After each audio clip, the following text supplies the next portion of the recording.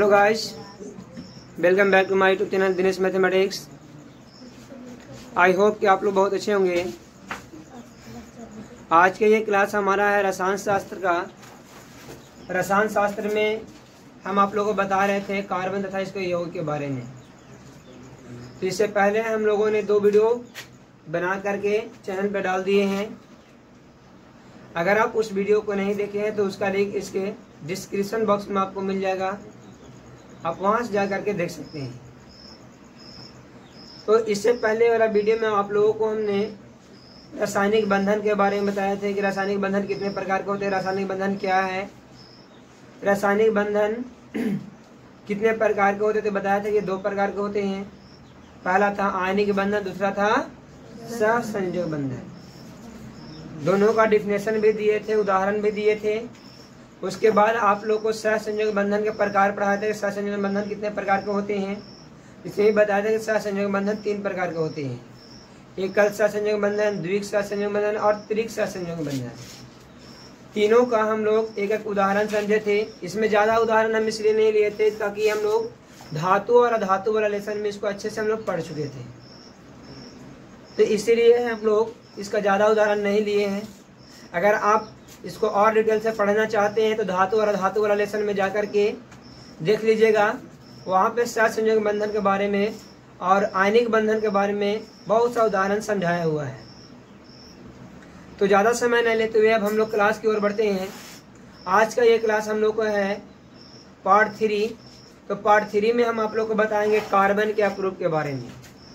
Carbon के अपरूप के बारे में एक छूट गया था गंधक का सूत्र, है ना।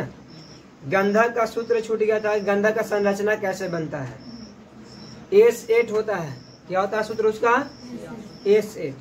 8 गो होता है ये सल्फर, गंधक को ही सल्फर कहते हैं ना, ठीक है। तो उसको ताज के रूप में सजाया जाता है।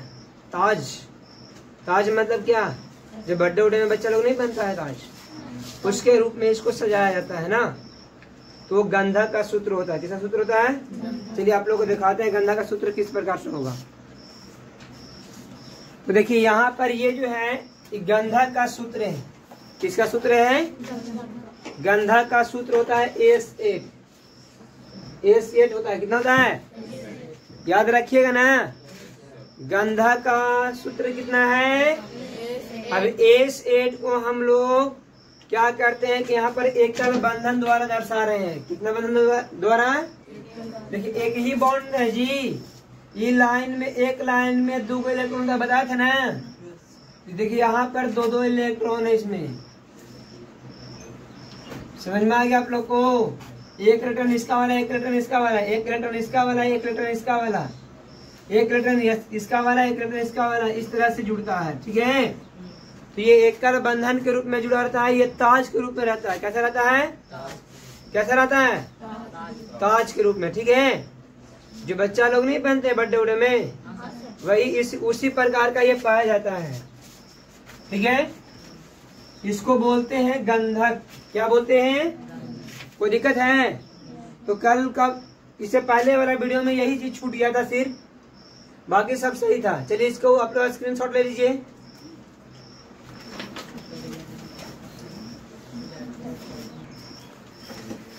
देखिए अब यहाँ हम लोग को पढ़ना है कार्बन का अपरूप, ठीक है। तो यदि आपसे कोई पूछता है कार्बन के अपरूप कितने हैं, तो कार्बन के कई अपरूप होते हैं। कार्बन के बहुत सारे अपरूप हैं। कार्बन के बहुत सारे अपरूप है, सबके बारे में पढ़ा नहीं जा सकता है, ठीक है। तो यहाँ पर हम लोग को 10th क्लास में मुख्य रूप से 3 अपरूप के बारे में पढ़ना है। उसमें भी मुख्य 2 ही होता है, हीरा और ग्रेफाइट। ऐसे पढ़ना 3 है, हीरा, ग्रेफाइट और फ्लोरीन के बारे में। ये तीनों जो है से हीरा क्या है, कार्बन का अपरूप है। यानी ये सब कार्बन से ही मिलकर बने होते हैं। सिर्फ और सिर्फ कार्बन रहते हैं इसमें। क्या रहते हैं, आ रहा समझ में ना। ये कार्बन से मिलकर बने होते हैं, ठीक है। ये कार्बन के अपरूप है। तो कोई पूछे कार्बन का अपरूप सिर्फ 3 ही है, तो बोले नहीं, कार्बन के तो बहुत सारे अपरूप हैं। कार्बन का बहुत सारे अप्रूप है, लेकिन सभी के बारे में चर्चा नहीं किया जा सकता, लेकिन इसलिए कि बहुत ज्यादा है। उनके बारे में पढ़ते पढ़ते पढ़ते पढ़ते बुढ़ा जाइएगा। तो ग्रेजुएशन कब होगा, इंटर कब होगा, आगे बढ़िएगा जिससे वैसे से थोड़ा थोड़ा ज्यादा पढ़ने के लिए मिलेगा आपको। 10th क्लास जो है वो 12th का एक बेसिक है सिर्फ, बस 10th क्लास 12th का बेसिक है, समझे। जब 12th क्लास में जाइएगा तो यही चीज विस्तार से पढ़ना है, ठीक ना। चलिए, तो यहाँ पर देखें कार्बन के अप्रूप। तो कार्बन के मुख्यतः 3 अप्रूप के बारे में हम लोग को जानना है। पहला जानना है हीरा, दूसरा जानेंगे ग्रेफाइट, और तीसरा है फ्लोरीन। तीसरा क्या है जी, फ्लोरीन है ना, फ्लोरीन। तीनों के बारे में हम लोग बारी बारी से जानेंगे। हीरा क्या होता है, ग्रेफाइट क्या होता है, और फ्लोरीन क्या होता है। ग्रेफाइट क्या छूट गया ना, चलिए। तो सबसे पहली बात है कि हीरा है क्या, तो बोलेंगे हीरा के बारे में यहाँ लिख रहे हैं, समझिएगा आप लोग ध्यान से।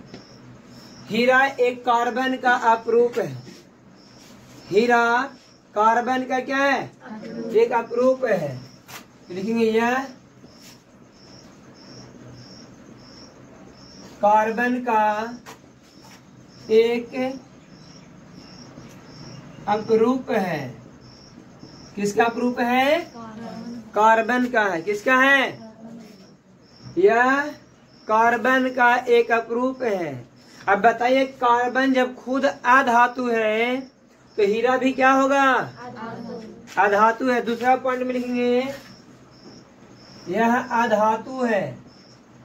क्या है जी, अधातु है। जब कार्बन खुद अधातु है तो ये धातु हो जाएगा, नहीं ना होगा।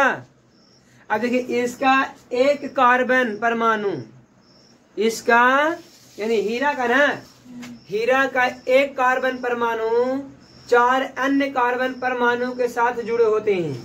यहाँ लिखेंगे तीसरा, हीरा का एक कार्बन परमाणु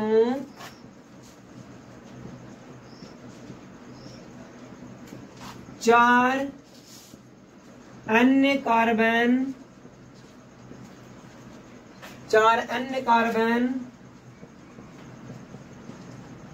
परमाणुओं के साथ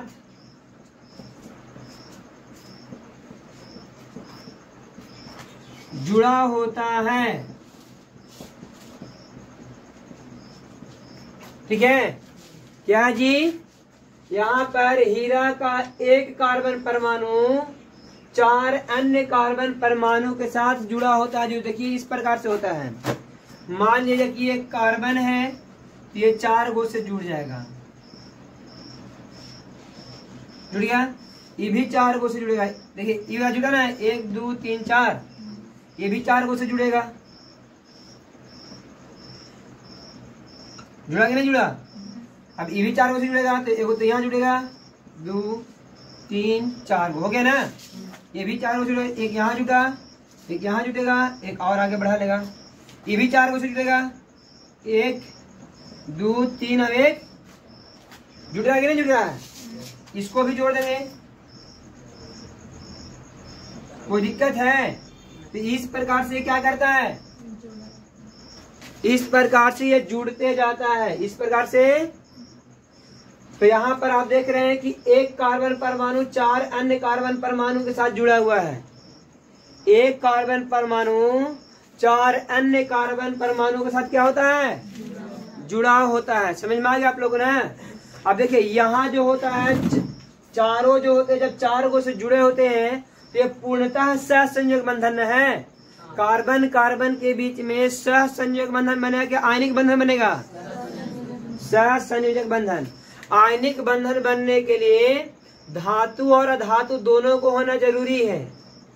क्योंकि इलेक्ट्रॉन का जब तक त्याग नहीं होगा तब तक आवेश युक्त होगा कण, और जब इलेक्ट्रॉन ग्रहण नहीं करेगा तब तक आवेश युक्त होगा। तो ग्रहण कौन करेगा? अधातु। तो धातु तो है यहाँ पे, कार्बन अधातु ने है, लेकिन कोई देने वाला होगा तब नहीं कर्जा लेगा। अगर हम कर्जा खोजते चल रहे हैं, हमको मिल नहीं रहा है, तो हम माइनस में जाएंगे अभी। लेकिन जैसे ही हमको कर्जा मिल जाता तो हम माइनस में जाना शुरू हो जाता है। उस दिन से कहता है ना 5% ब्याज लेंगे आपसे, यानी 100 रुपया में हमको 5 रुपया अगला महीना में एक्स्ट्रा देना होगा। बोलता है कि नहीं बोलता है? तो हम 5 रुपया माइनस में गए, तो कोई हमको देने वाला होगा तब तो। अब यहाँ पर कोई धातु है ही नहीं, सिर्फ और सिर्फ क्या है? अधातु है। तो ऐसे स्थिति में क्या होगा? सहसंयोजक बंधन बनेगा। क्या बनेगा? सहसंयोजक बंधन। तो यहाँ पर जो सहसंयोजक बंधन बन रहा है वो पूर्णतः बन जा रहा है, यानी इसमें एक भी इलेक्ट्रॉन खाली नहीं रह रहा है। क्योंकि कार्बन के बाहरी कक्षा में 4 इलेक्ट्रॉन होते हैं और चारों जुड़िए जा रहा है दूसरा कार्बन परमाणु से, जुड़ रहा है ना। तो यहाँ पर क्या हो रहा है? यहाँ पर इलेक्ट्रॉन फ्री नहीं हो पा रहा है, जिसके कारण ये विद्युत का कुचालक भी होता है। विद्युत का कुचालक होता है। कोई भी पदार्थ विद्युत का चालन कब करेगा? जब उसमें फ्री इलेक्ट्रॉन होंगे, मुक्त इलेक्ट्रॉन होंगे। फ्री इलेक्ट्रॉन होंगे, मुक्त इलेक्ट्रॉन होंगे, मुक्त को ही फ्री कहा जाता है ना। तभी जाकर के क्या कर सकता है? वो विद्युत का चालन कर सकता है, उष्मा का चालन कर सकता है। ये विद्युत और उष्मा दोनों क्या होता है? कुचालक होता है। दूसरी बात, ये देखिए सहसंयोजक बंधन जो बना हुआ है ना पूरी तरह से, इसके वजह से ये बहुत कठोर होता है। अगर कोई पूछ दिया जाए, कोई पूछ दे तुम लोग से कि सबसे कठोर पदार्थ क्या है, तो हीरा होता है। क्या होता है? हीरा। इसी बंधन के कारण हीरा अत्यंत कठोर होता है।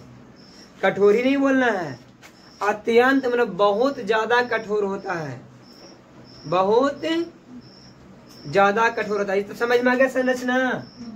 इसको क्लीन कर दे, स्क्रीनशॉट लीजिएगा, आपके बुक में दिया हुआ है, बुक से आप लोग देख लीजिएगा, ठीक है। उसके बाद देखिए आगे लिख सकते हैं अब हम लोग,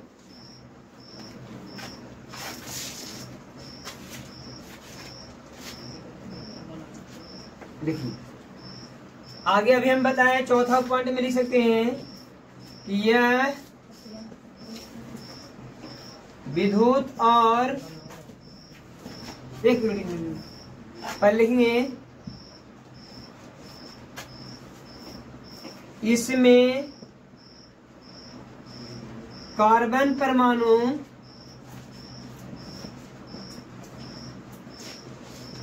सहसंयोजक बंधन द्वारा जुड़ा होता है, यही ना जी।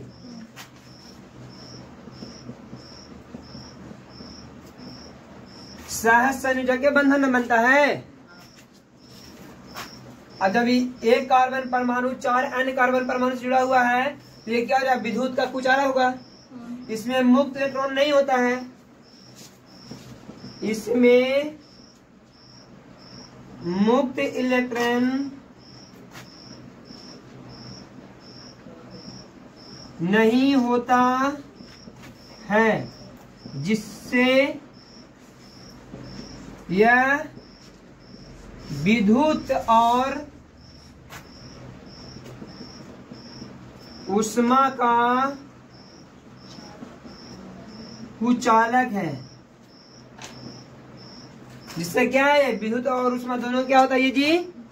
कुचालक होता है। सुचालक कब होता? जब इसमें मुक्त इलेक्ट्रॉन होता, ठीक है। और कुछ लिख सकते हैं इसमें, यह अत्यंत कठोर होता है।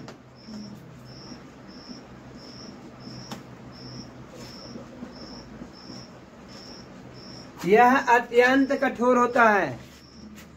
और धातु अधातु वाला में हीरा के बारे में बताया था कि हीरा बहुत चमकीला भी होता है।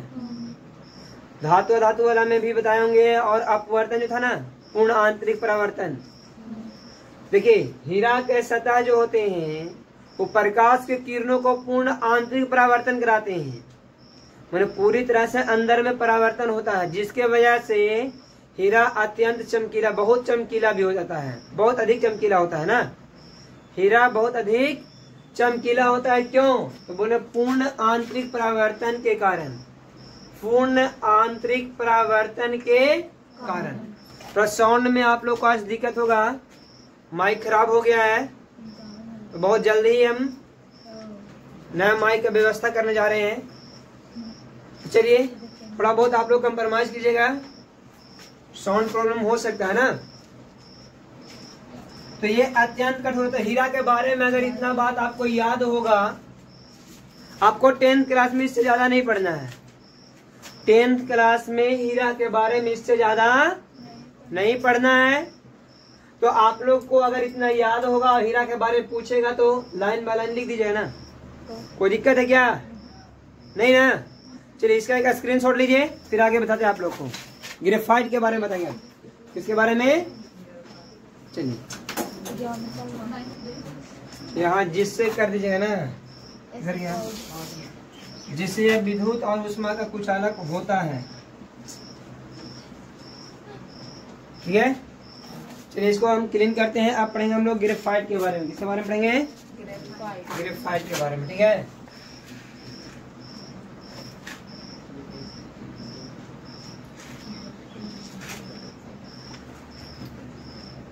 ये ग्रेफाइट भी जो है हीरा का ही अपरूप है। ग्रेफाइट क्या है? हीरा का अपरूप है। हीरा का क्या ये? ओ सॉरी, हीरा बोले कार्बन का।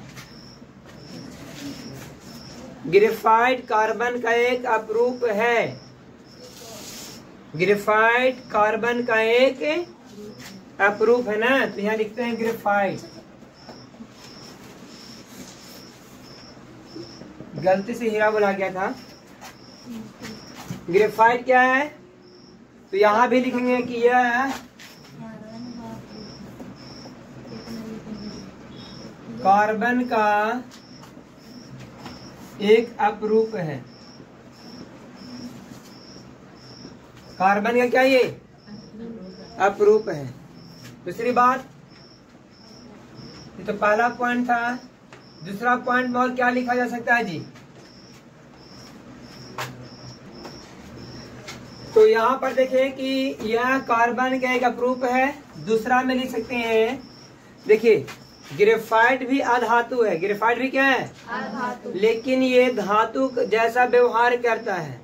इसका क्या कारण है, क्या रीजन है कि वो धातु जैसा व्यवहार करता है? धातु जैसा क्या व्यवहार करता है कि ये विद्युत और ऊष्मा का सुचालक हो जाता है। विद्युत और ऊष्मा का क्या होता है? तो बताएंगे क्यों होता है। यहाँ लिखेंगे यह अधातु है। ये क्या है जी? अधातु है। ये क्या है? अधातु है।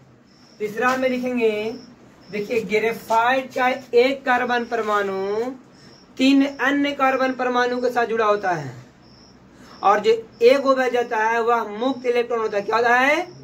और इसी मुक्त इलेक्ट्रॉन के कारण ग्रेफाइट जो होता है ना, धातु के जो वह गुण है, कौन? विद्युत और ऊष्मा का सुचालक होना, वही गुण को ये अपना लेता है। वही वाला गुण को क्या कर लेता है? यहाँ लिखेंगे इसका एक कार्बन परमाणु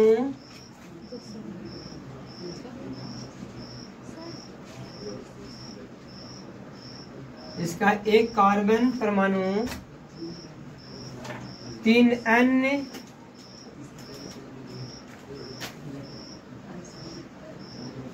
कार्बन परमाणुओं के साथ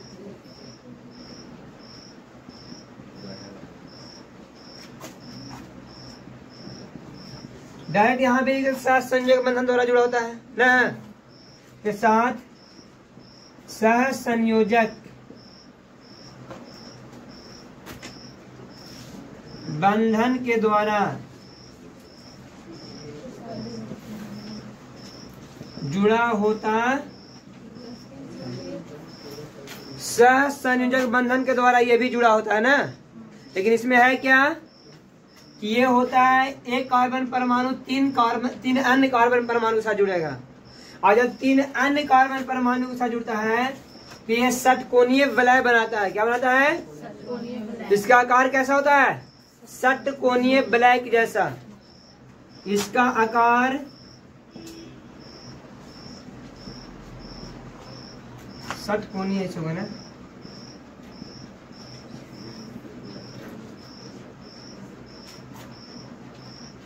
वलय की जैसा होता है।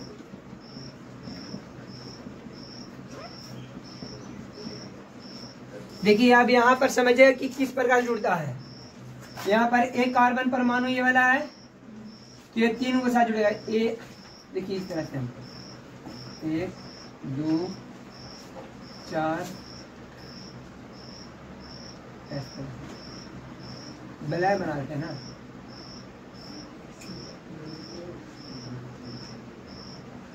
इस तरह से ऐसे जुड़ा रहता है।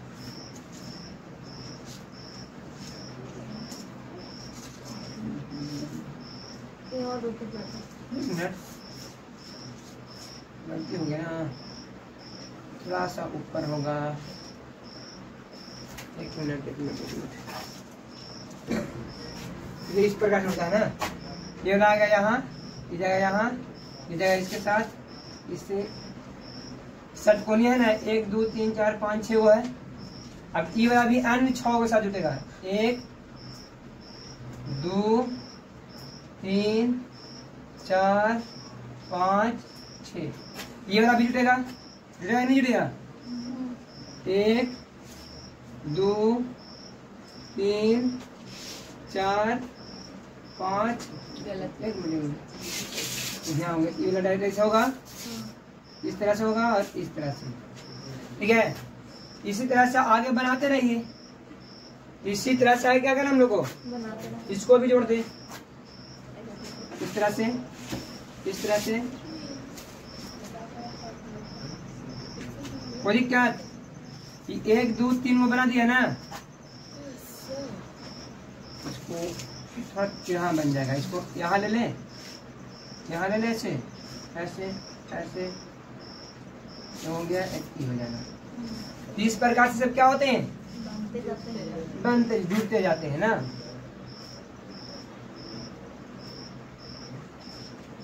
तो इस प्रकार से क्या होगा? बनते जाएगा, बनते जाएगा ऐसे। और बना सकते हैं आप।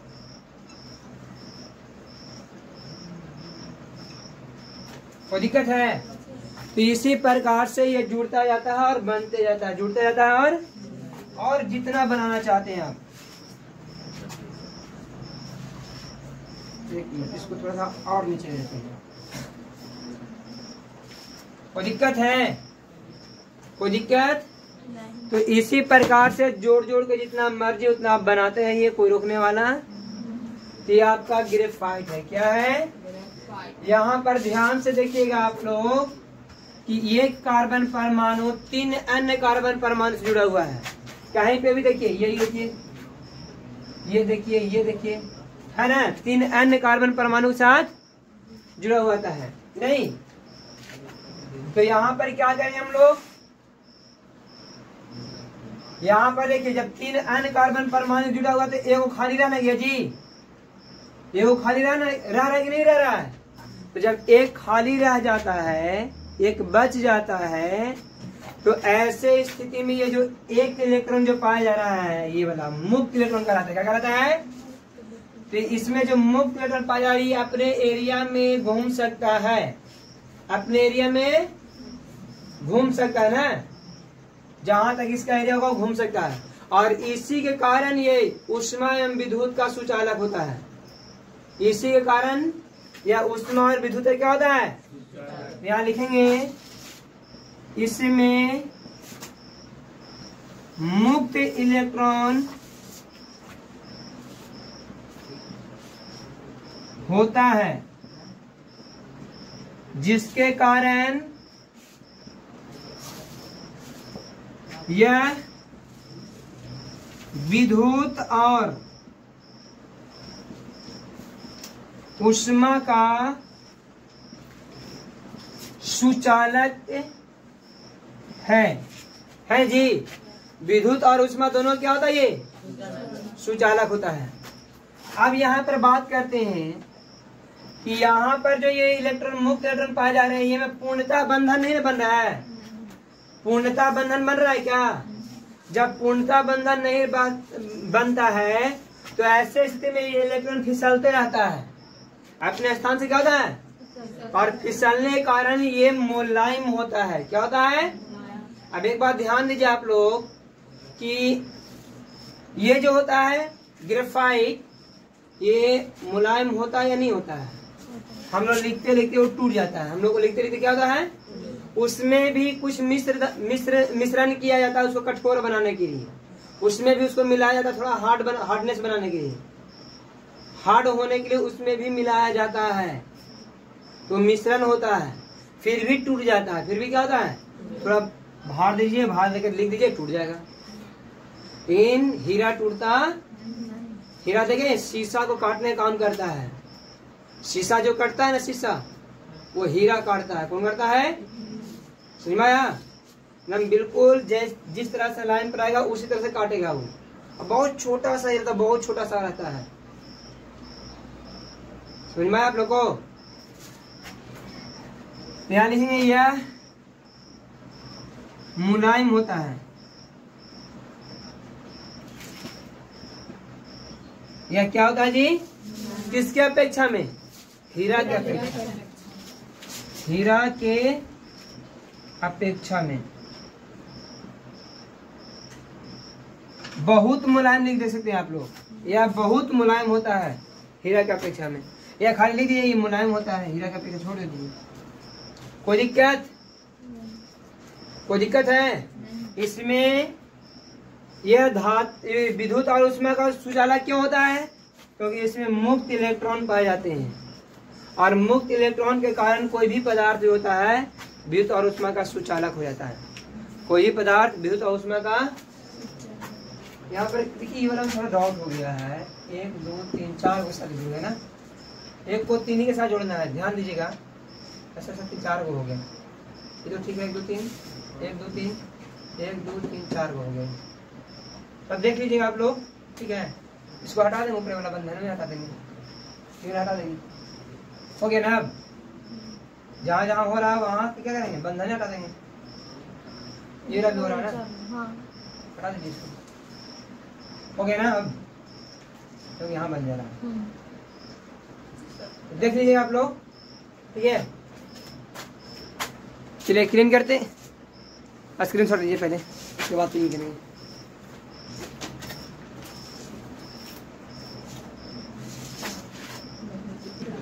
अब अगला बच गया फ्लोरीन। फ्लोरीन है, फ्लोरीन, फ्लोरीन दिखा रहे हैं।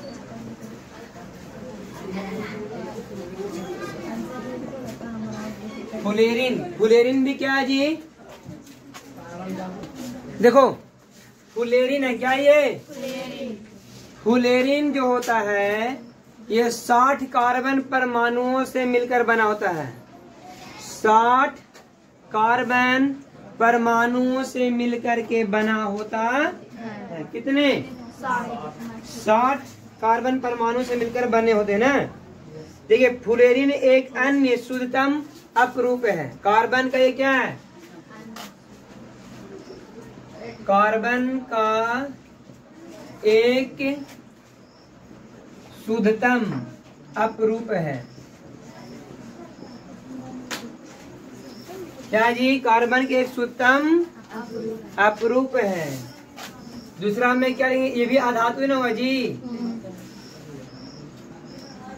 तीसरा में क्या होगा? ये 60 कार्बन परमाणुओं से मिलकर बना होता है। 60 कार्बन परमाणुओं से मिलकर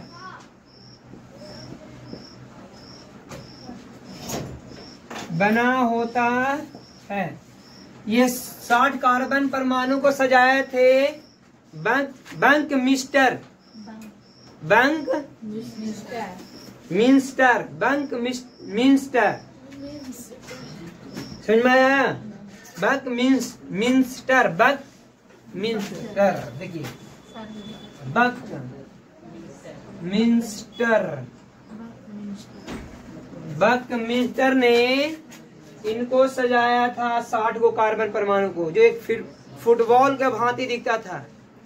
कैसा दिखता था? देखिए ये दिखाई दे रहा है ना, यही है आपका, ये फुटबॉल की जैसा दिखता था। कैसा दिखता था? 60 कार्बन परमाणु को इन्होंने सजाया था। 60 कार्बन परमाणु को बंक मिस्टर ने क्या किया था? सजाया था। ये जो है अमेरिका के शिल्पकार हुआ करते थे, अमेरिका का रहने वाले थे, ये शिल्पकार थे। क्या थे? तो यहाँ पर देखिए, इसका नाम जब ये सजा दी इसको, तो इसको बक्की बॉल के नाम से जानते हैं। किस नाम से? बक्की बॉल के नाम से जाना जाता। कोई दिक्कत? इसे बक्की बॉल है ना जी भी कहते हैं, बक्की बॉल भी कहते हैं। और इसके बारे में और कुछ नहीं, इसमें ऑब्जेक्टिव के रूप में पूछा क्या है? फ्लोरीन में कितने कार्बन परमाणु होते हैं? 7। फ्लोरीन को कौन बनाया था? बक मिंस्टर। बक मिंस्टर कहाँ के रहने वाले थे? क्या करते थे ये? शिल्पकार थे ना। क्या थे ये? समझ में आ गया ना? तो आज का क्लास हम लोग यहीं पे समाप्त करते हैं। अब आगे हम लोग को अगला क्लास में पढ़ना है कार्बनिक यौगिक के सूत्र। कार्बनिक यौगिकों का सूत्र हम लोग अगले क्लास में पढ़ेंगे। अगर वीडियो अच्छा लगा हो तो मेरे YouTube चैनल को लाइक करें, अपने दोस्तों के पास शेयर करें और सब्सक्राइब करें। साथ ही साथ बेल आइकन को दबाना बिल्कुल ना भूलें। Thanks for watching.